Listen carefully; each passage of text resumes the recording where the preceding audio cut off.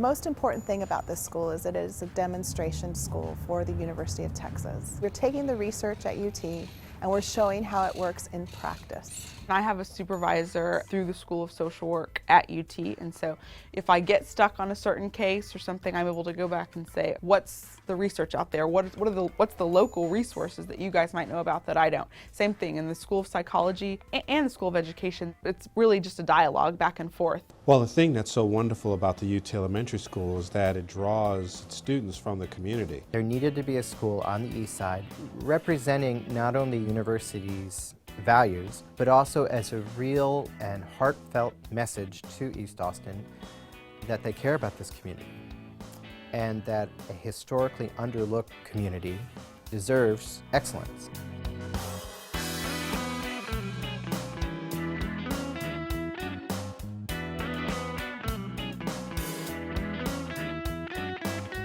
We think that your children are important, we think that your family is important, and we can go beyond math and reading to make a whole, healthy, well-educated child. Food professionals adopted local schools, and so I have adopted UT Elementary School, and they've adopted me. And together we are working to combat the prevalence of obesity in this community and hopefully beyond. My son, when he came here, he was overweight. He started doing exercise. He played more in sports. He started eating healthier, and he slimmed down. When we go to the stores, it's like, Mom, you're not supposed to buy this. Let's get this. Mom, can I go get an apple juice? You know, or can I eat an orange? What more can I ask for? Every day, 5 days a week, they do a bit of exercise. They have homework time with support. They have a cooking lesson. Little things like serving sizes is a big part of it, because just serving sizes have just increased as a big part of the obesity epidemic. What do you think the cup is? That's a cup.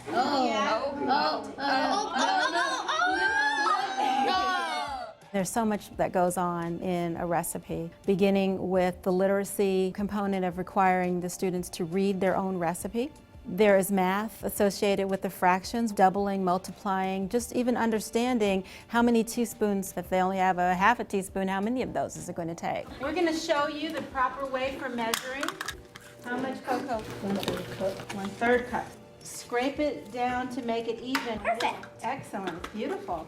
We try to provide experiences like going out and talking about irrigation or watering or hose and shovels and soil and composting. These are Brussels sprouts. So get one and just twist it. Oh, I see one. Look. You got that down. You are a natural born Brussels sprouter. The kids like it the most when you go to the garden and find the vegetables. They tried kale for the first time, and none of them had even heard of it before. These kids are trying things that I didn't even get to try when I was their age, so maybe in a few years they'll come to like it, they'll see it again and say, I've tried that, let me try it again.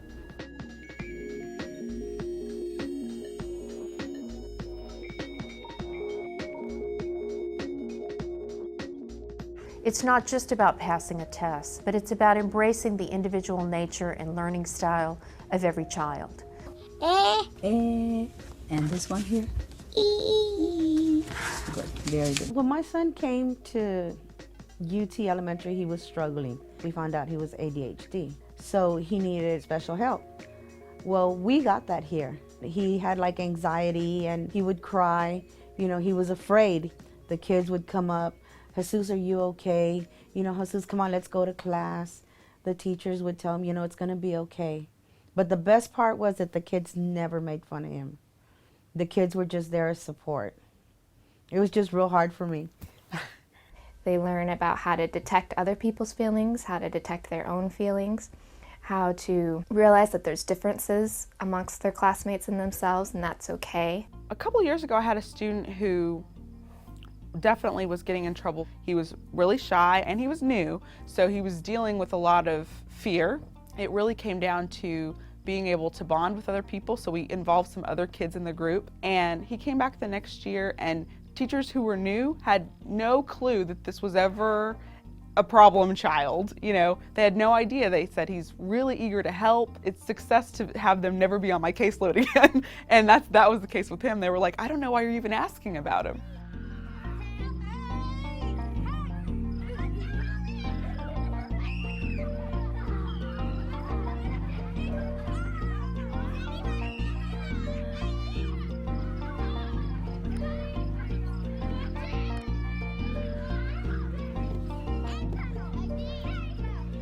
Most of our teachers here are either getting their master's, have their master's, or getting their PhDs. Our students get to see that education never ends. It's important for all of us to always keep learning. And so we're not coming in to say, we're experts and you parents don't know anything about what you're doing. You know, we're coming in to say, we want to show the kids and we want to know for ourselves that when you know better, you do better. And so we're always picking up more strategies and trying new things. So the average years of experience at UT Elementary School is 17 years. So my teachers have been teaching a long time and they want to teach. And that's what we need in the profession. We need professional teachers, not teachers that are going to be around for 5 years and then want to be an administrator. But we want professional teachers that for the rest of their lives, this is what they're going to do because it's important and because it makes a difference in our world.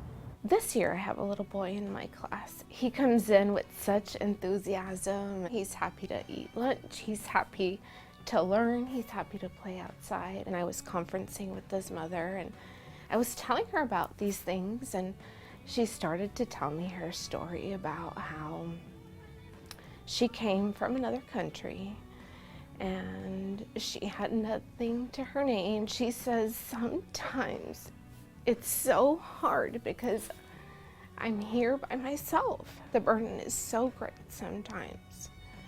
She says, all my struggles and my sacrifices are not in vain. He's here and he loves school and he comes home every day and talks up a storm and he teaches me all the things he's learned. And I know that this is where he needs to be. It's not a place where people just send their kids and don't know what happens to them all day and pick them up at the end of the day. It's an environment that is actually reaching out and embracing its community, and as a result, its community feels that passion and nurture, and they in turn reach back.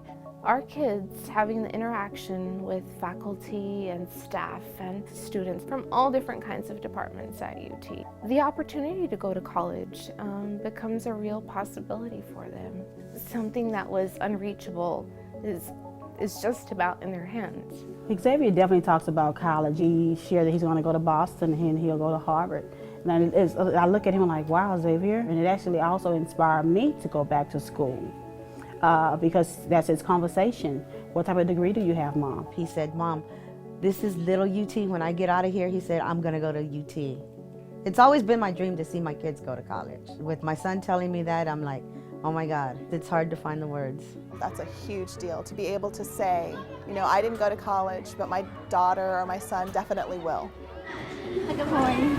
We are part of something big. We're here to change the world and to make a change in education, and I see that happening here every day.